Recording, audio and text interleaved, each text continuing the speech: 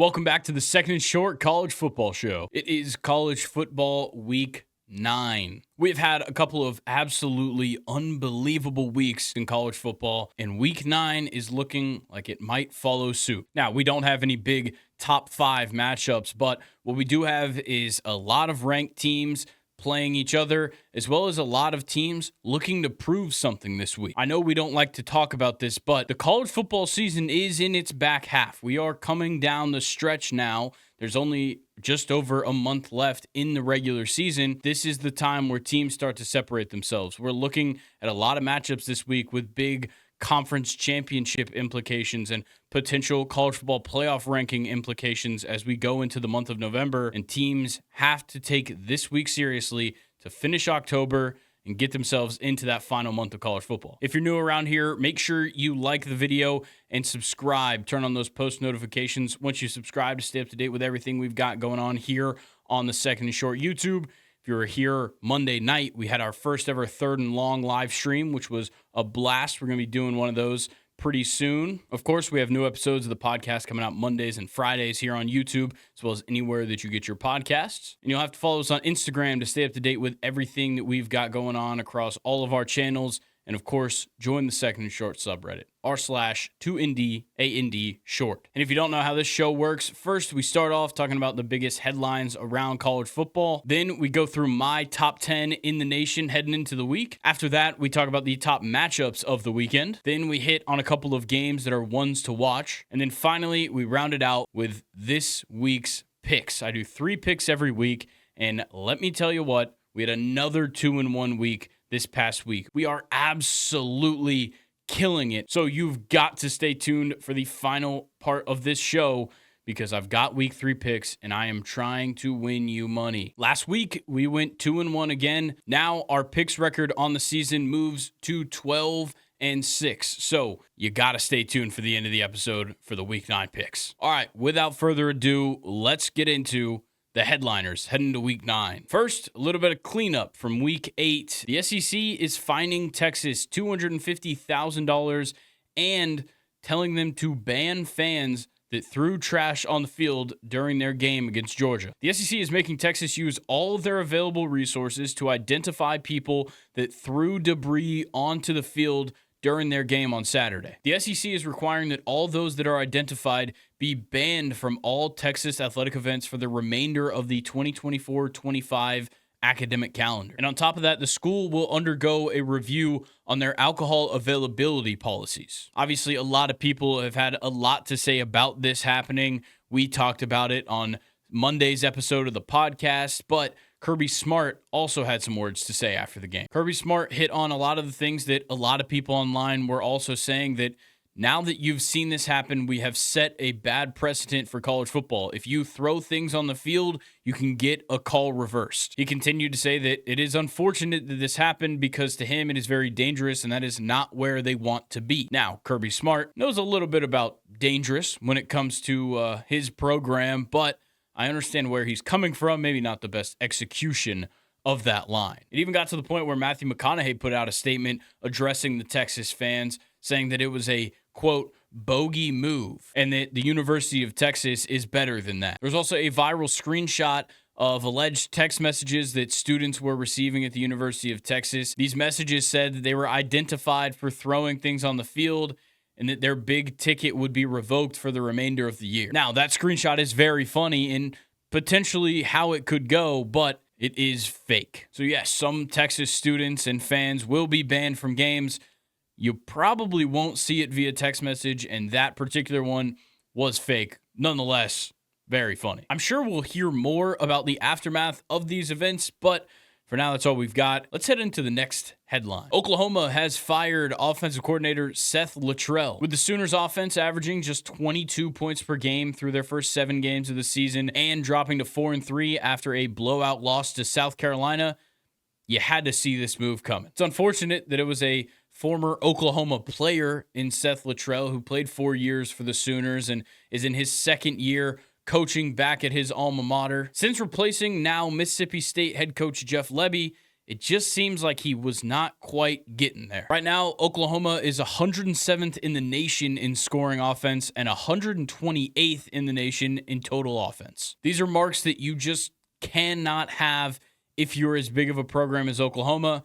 And it seemed like Seth Littrell was the obvious first move towards potentially changing things. Our next and final headline comes out of Boise State. Heisman frontrunner Ashton Jeanty is launching a scholarship fund to help future Boise State athletes. Jeanty announced on social media that he is launching this scholarship fund to help future athletes at Boise State. Jeanty is using Pony Up, which is Boise State's crowdfunding option, and he is seeking $200,000 in support of this initiative. I think this is a great way to capitalize on his, wild popularity that has blown up over these past couple of months. Obviously, his active Heisman campaign is a huge part of this. And on top of that, just the popularity and status that Boise State has earned while being in the midst of this and being a top team in the Mountain West, and as of right now, sitting in position for that Group of 5 bid in the college football playoff this year. All right, that is all for the headlines.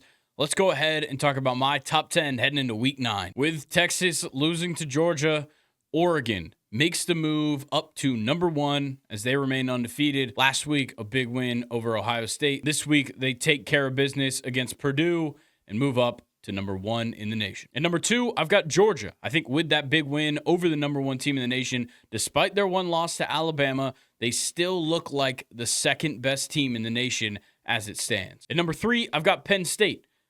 They just still haven't proved anything, and they kind of fell victim to a bye week in this last week. So I'm going to put them at 3. I know some people might argue that they should still be higher than Georgia because they're undefeated. I am certainly not one of those people. So I'm keeping Penn State at 3, and it's a hesitant 3 at that. Number 4, I've got Ohio State. Obviously, they had the loss to Oregon. This week, they were on bye. So they sit at 4, but it's only really because Georgia had that huge jump with the win over Texas. Now at number 5, I've got Texas dropping down after the loss to Georgia. I think there's still a lot to look forward to for Texas, but this certainly made a lot of people pump the brakes on the Texas hype. Our next team at number 6 is Miami. They scrape up another win, a very close one with Louisville. Once again, crazy offense and bad defense is the story for the Hurricanes, and it gets it done. Next, I've got Tennessee after a big win over Alabama at Neyland Stadium. Tennessee needed this for their momentum. Now, the offense still doesn't look perfect up to this point, but I think you could confidently say that Tennessee has one of the best, if not the best, defenses in college football. Then at number 8, I've got the Clemson Tigers. They get a big win over Virginia this week. Maybe should have won by a bit wider of a margin, but not a problem. They still win pretty handily, and they continue to roll as a top 10 team. Then at number 9, I've got BYU. They remain undefeated despite a bit of a close victory this past week. Undefeated nonetheless, and right now, the front runners in the Big 10. Then at number 10, I've got LSU sliding into the top 10. They've had a huge couple of weeks. This week, a big win over Arkansas in blowout fashion, and they continue to roll, heading into a huge matchup against another team that we're about to mention in the first 4 out. In my first 4 out, I have got the Iowa State Cyclones, Notre Dame Fighting Irish, Texas A&M Aggies, and the Indiana Hoosiers. Iowa State, really, really close win over UCF. Potentially could have lost at a couple of moments late in that game, but the Cyclones and Matt Campbell pull out a win. The Notre Dame Fighting Irish, a big victory over an injured Georgia Tech squad in Atlanta, but a victory nonetheless. Texas A&M kind of pulled off an interesting win, only a 10-point victory over a Mississippi State team that has been struggling all year, but Texas A&M certainly trending in the right direction heading into that matchup with LSU this weekend. And then rounding out the first 4 out is the Indiana Hoosiers. Now, Curtis Rourke will not be on the field this coming week, but they have still been rolling, and last week was no different. Against Nebraska, they put up 56 points, and Curtis Rourke didn't play the entire second half with the hand injury that's keeping him out this week. Well, that is my top 10. Please let us know down in the comments, what did I get wrong? What is your top 10? Maybe who's somebody that should be in the first 4 out that maybe I put somebody else in for? Let us know down in the comments. Time for the top matchups, and we'll start with number 12 Notre Dame heading on the road to take on number 24 Navy. Tell me this one's not going to be great. We have a Navy team that has been unreal this season, and then you throw into the fold Navy and Army, both undefeated. Front runners in the American Conference right now. Tell me this one isn't just going to be great to at least follow along with. Both of these teams have been unreal up to this point. Obviously, Navy and Army both having these Cinderella runs into this season. Both of them undefeated. Front runners in the American. This is a huge matchup for Navy and their potential push at a possible spot in the college football playoff. If Navy are able to keep it close or even pull off a win against Notre Dame, that means that Army is going to be looking at Notre Dame in a month and think, we might have a shot as well. It's also huge for the standings in the American because Tulane is right up there at the top with them, undefeated in conference play, but Tulane is 5-2 overall. So a loss here for Navy could be detrimental to their rankings. And on the other side of this matchup, with Notre Dame still claiming independence, every last moment counts for the rest of the season. When it comes to the College Football Playoff Committee, you can't slack off, and Notre Dame has already done it once this year. They don't get the liberty of a second chance that many teams do when potentially competing for a conference championship. So the Fighting Irish have to show up every single week, and with a Group of 5 loss already on your resume, they don't have much room for error. I am still going to go with the Fighting Irish, but expect Navy to give them a game. I really do think there is a fight to be had here. Yes, Riley Leonard seems to be turning things up in the passing game these last couple of weeks, but we've seen his ineptitudes before, and we could see them again against a Navy team that is doing a great job of exposing their opponents. So for now, give me the Irish, but look out for Navy. On to our second top matchup of the week, we've got number 5 Texas heading on the road to number 25 Vanderbilt. Vanderbilt all-time has 8 wins, 1 tie, and 3 losses against Texas. Vandy has a winning streak right now, winning the most recent matchup back in 1928. So let's see if a century later, Vanderbilt can get the streak to 2 wins in a row. I've heard rumblings out of Nashville saying that it's feeling like 1906 again. And let me tell you, in 1906, the Longhorns came to Nashville and they lost 45-0. Of course, Texas is a 18.5-point favorite at the time of this recording, and on paper, they should run them out of town. But that's what we thought about Alabama. And then we thought, oh, they caught lightning in a bottle. It's a big upset. Well, then they went on the road and struck down on Kentucky. Who is to say that Vandy's not going to upset their third 2-touchdown favorite of the season? Me. I'm the one to say that they're not going to do it.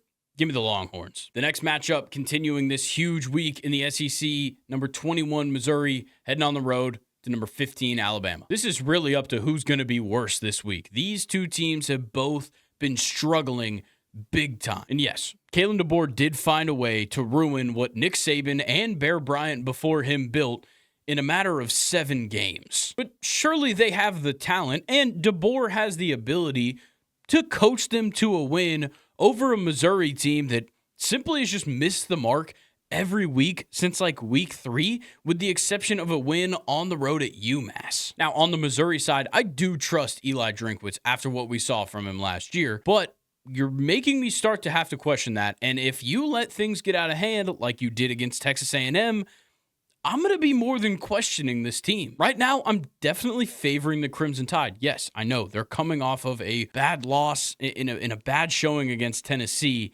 but what I'm looking for them to do is revert back to what was working before. You got to stop trying things out with Jalen Milroe. The best thing about Jalen Milroe at quarterback is when you let him do what he wants to do and do what he feels is right. So just let him go and see what happens. Let's be honest. What do you have to lose? At this point, you're 8th in the SEC right now. You've got 5 SEC teams ahead of you that are more deserving of college football playoff spots. And now the likelihood that Alabama even sneaks in is getting lower and lower week by week. And the biggest problem with that is that this win doesn't change anything. You're still a 2-loss team. Yeah. You have a loss on your resume to Tennessee, who's a top 10 team, but you also have a loss to Vanderbilt on the resume. And yes, a close victory over Georgia, but a victory over Georgia nonetheless. but there is a lot of teams more deserving at the moment. So just because you win this game doesn't change that. The problem for Alabama is that a loss here begins the fun route to Alabama's first ever appearance in the Pop-Tart Bowl. So don't start thinking that Alabama has nothing to play for because they're not going to make the college football playoff as of right now. Know that they have a reputation to uphold, and Kalen DeBoer has a job to fight for. Everybody could tell coming into this season that there was not a coach in college football in their first year with a team with more pressure than Kalen DeBoer. You are backing up a legacy. You are coming in to relieve the best coach of all time. Of course, there is the added pressure, and he's folded to the pressure as of now. You can't let it get away from you too quickly, or the Crimson Tide faithful will fully turn. Yeah, it seems like they've already turned. They're nowhere close to what they could be if you lose a few more times. And considering you just lost to Tennessee, you've got Missouri this week and LSU the next, you got to start turning things around. But with that being said, the way that I've seen Missouri struggle with so many teams week by week, I have to stick with Alabama at the moment. Now we get into the biggest matchup of the week. At the top of the SEC, it is number 8 LSU versus number 14 Texas A&M. Who would have thought that this would be a huge matchup between the top two teams in the SEC standings right now? Trust me, I'm not going to sit here and lie to your face and say that I saw this coming. If you looked at their schedules before the season, maybe you could do some mental math and place these teams here in this situation, but it's highly unlikely. What happens now? Because both of these teams are kind of odd, but they're in pole position as it stands. Does Brian Kelly go ahead and whip out his one big win of the year that has become his trademark at LSU? On the Texas A&M side, does Mike Elko continue to right the wrongs of Jimbo Fisher while simultaneously taking down his former boss from 2017 when he served as defensive coordinator for Brian Kelly at Notre Dame, which is the job that earned him his first stint in College Station under Jimbo Fisher? And to be honest, when it comes down to this matchup, I don't know. I hate pulling that card, but I don't know. These teams match up incredibly well on paper, and the numbers aren't necessarily there to say it, due in part to injuries for Texas A&M, but both teams lost in week 1 to opponents that, in retrospect, they probably both should have beat, and they both bounce back and win 6 straight off those losses, and they are the last remaining teams that are undefeated in SEC play. It couldn't match up better than this at this point in the season, and as of right now, I think I'm going to go with the Aggies. I say that kind of in a inquisitive tone because I don't even know why I'm saying it. I question this decision. Maybe I should go with LSU. But there's something about Brian Kelly's track record that makes me say this isn't the game he'll win. Let's move on to some ones to watch in week 9. First matchup of the week, number 17 Boise State versus UNLV. Ashton Jeanty. Ashton Jeanty. Ashton Jeanty.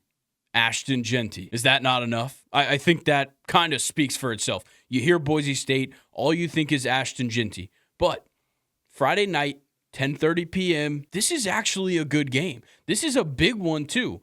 They're playing for the top spot in the Mountain West right now. As I mentioned earlier, Boise State currently in pole position for that Group of 5 bid, and with Army and Navy still to play Notre Dame, UNLV sits confidently in 4th place right now for that bid. And this could be a big one for UNLV.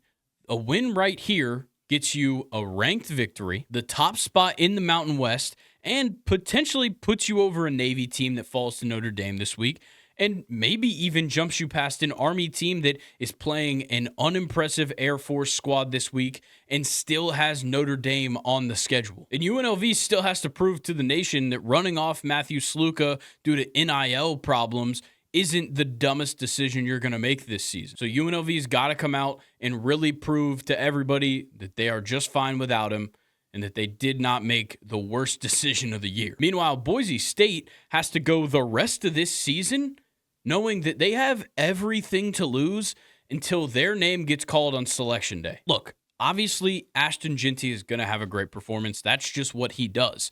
It's the other factors. Will we see a good passing game out of Boise State, or will we see their offense kind of fold outside of Jeanty like they did against Hawaii 2 weeks ago? And on UNLV's side, can they keep up with the Boise State scoring? We've seen UNLV put up a ton of points, but Boise State does the same. We saw Boise State lose by 3 points to an Oregon team that is number 1 in the nation as we speak. Obviously, I'm going with the Broncos. I'm a huge Jeanty guy. I've been singing his praises all season. Got to go with Jeanty. Got to go with the Broncos. The next matchup to watch this weekend is number 22 SMU going up against Duke. Can somebody please tell me why the top 6 teams in the ACC have actually been very entertaining to follow? Now, if you watched Duke last week in my shoes as a Florida State fan, you weren't happy with all the drop passes. But if you were a Duke fan, you just beat Florida State for the first time in program history. So Duke has got a lot to be very happy about. And if you're Manny Diaz, you should be pretty happy too because you stunk it up at Miami.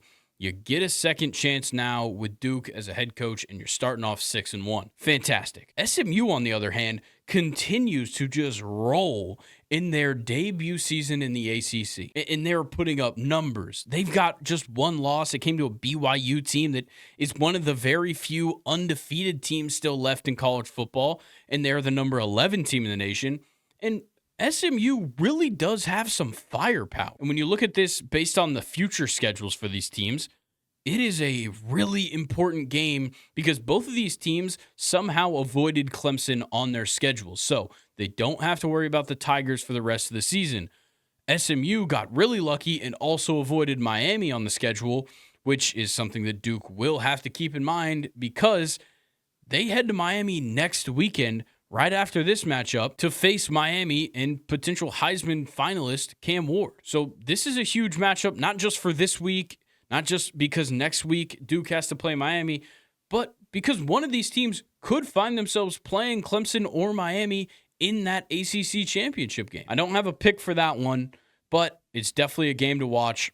Let's go to the next game, though. Number 20, Illinois, heading on the road, taking on number 1, Oregon. Main reason this is here is just give me one reason why this couldn't be the spot where Oregon fails. They've done it before in the past. Obviously, it's typically to a top team that they lose to, but they beat Ohio State, and it wasn't as impressive as I wanted it to be, only because of that final drive by Ohio State. I think it was really just bad work by Will Howard, bad work by Ryan Day, and if you're going to go into this game against Illinois and try and argue with me that Ryan Day is grittier than Brett Bielema, you're wrong.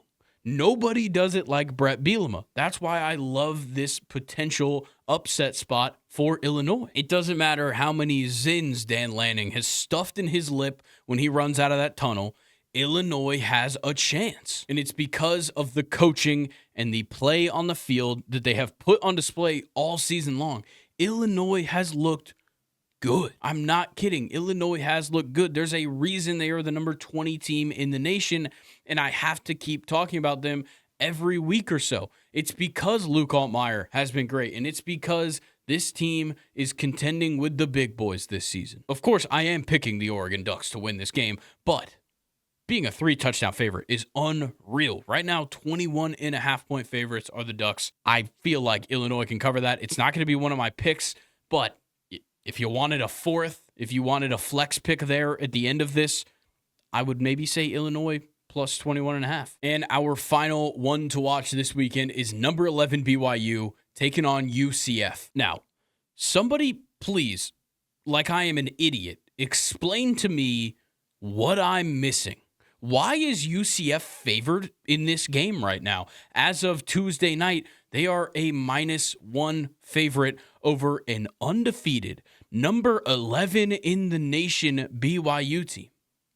What has BYU done wrong? What am I missing here that says they should not be the favorite? May I remind everybody at home, UCF has lost 4 straight games. Granted, it was in close fashion.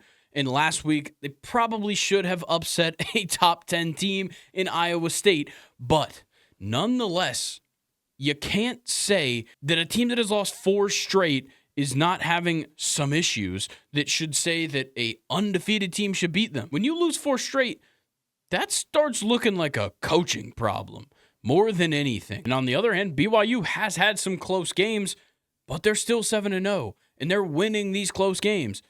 They're scoring a lot of points, and they're still led by one of the best dual threat quarterbacks in college football this season in Jake Retzlaff. So just please tell me what I'm missing with this matchup. That is why I'm so interested in watching this game.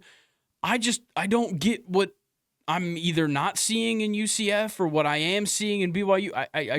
I need somebody to explain to me what is going on with this matchup. All right, that is all for the ones to watch this week. Let's head into Week 9 picks. Before we get into the Week 9 picks, I must remind everybody, I am 21 years old, but I do not live in a gambling state. Therefore, I will not be placing any wager on any of the picks that I make today. These are simply just my opinions based on what I have seen from the boards. If you are in a legal gambling state and will be betting on these games, please only bet within your means, bet responsibly, and if you do have a gambling problem, call 1-800-GAMBLER. All right, as of last week, 2-1 last week, we're looking at a 12-6 record on the season. Why not let it fly right here? I'm thinking we go back to 3-0. We went 3-0 in week 6. Then we went 2-1. Then we went 2-1 again. I'm just saying I feel pretty good this week. And I think I know what I did wrong last week, but let's start with the Broncos. Boise State -3. Boise State has beaten UNLV straight up in 7 straight meetings, and the Broncos' average margin of victory against the Rebels is over 25 points per game during this 7-game winning streak. And if we remove the history from the books, Spencer Danielson, who is in his, second year technically as the head coach of Boise State, took over as the interim last year, is 3-0 against the spread on the road. His only loss straight up on the road was the loss to Oregon earlier this year by 3 points, in which they were a 17.5-point underdog. And my final point for Boise State is obviously Ashton Jeanty. That's it.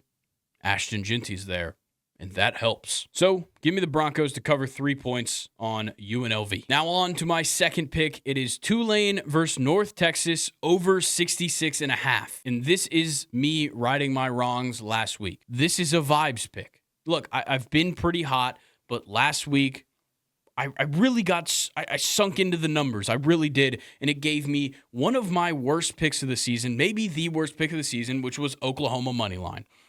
This one is for the vibes. I got too bogged down in the numbers, and I didn't think about the vibes. I love North Texas's offense, and I love their head coach, Eric Morris. I got a little story to talk about Eric Morris in case you haven't really heard about him or his track record. Played for Texas Tech and then started getting on the coaching trail. From 2014 to 2017, he was the OC at Texas Tech. And he coached this guy you've probably heard of named Patrick Mahomes in 2015 and 2016, in which Patrick Mahomes and Eric Morris led them to having a top 5 offense in college football. His work at Texas Tech in those 4 years earned him the head coaching job at Incarnate Word. He was their head coach from 2018 to 2021, and in those years, he recruited a quarterback that nobody else even gave a scholarship offer to. He had that quarterback for 2 years at Incarnate Word. Then Morris got hired as the Washington State offensive coordinator and brought along that QB. And that QB was Cam Ward. He has now made his way to Miami and is a Heisman contender. Meanwhile, Eric Morris got a shot at head coaching, and Eric Morris got his shot with North Texas. But back to the pick, North Texas has had the 3rd best total offense in college football this season. Tulane, only the 50th best offense, but the 13th best scoring offense in college football this season. Meanwhile, North Texas, 9th in the nation in scoring offense. So, look, don't ask me who's going to win. It might even just be Tulane, but I will tell you on the vibes, there will be points scored. Give me that over. Our final pick of the week, the pick that will complete the 3-0 run this week, hopefully, Kansas State -10. We've got Kansas State versus Kansas this week. Kansas State has defeated Kansas in 15 consecutive meetings straight up entering this matchup. And in those 15 consecutive meetings, Kansas State is also 11-4 against the spread. You would have to go back to 1990 for the last time that Kansas defeated Kansas State. Now, I love Lance Leipold. I think he's heading in the right direction. This year is just simply a down year for the Jayhawks, and Kansas State has been one of my favorite teams to watch this year. Yes, they let me down a couple of times, but I still love DJ Giddens. I still think he's one of the best running backs in college football. So give me Kansas State only because history proves that the Wildcats dominate the Jayhawks. All right, y'all. Let's see. Let's see if we can get all the way to the mountaintop this week. 15-6 is the goal.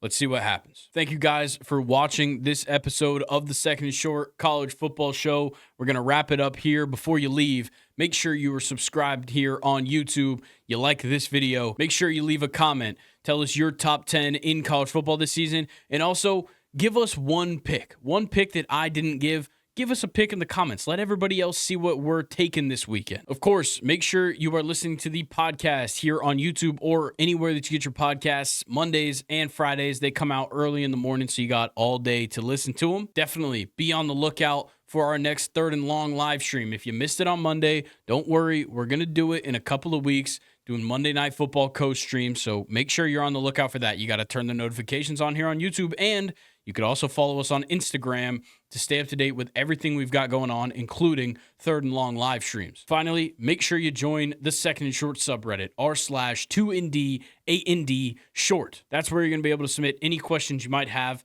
for us that you want answered anywhere. If we'll answer them on Third and Long, we'll answer them on the College Football Show, and we'll, of course, answer them every Thursday by 4 p.m. if you submit them on the Friday episode during questions time. All right, y'all, we've got a great week in college football this week, and the week has already started. It's Tuesday as I'm recording this. I got to rep the Owls. Hootie hoo. We're definitely losing to Liberty.